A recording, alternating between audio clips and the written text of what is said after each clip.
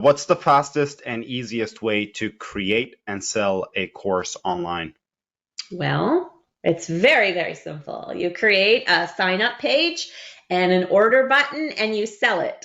And because a lot of people will spend all their time creating a course, like the course materials, and then they're thinking about starting to sell it, and the process can take months and months and months.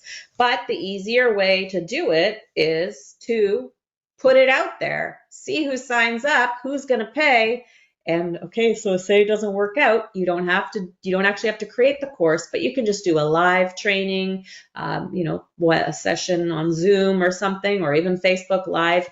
And then, so you've already got the people signed up and you just deliver it. So it all gets done with almost out without you having to worry about all the details, wondering if it's perfect.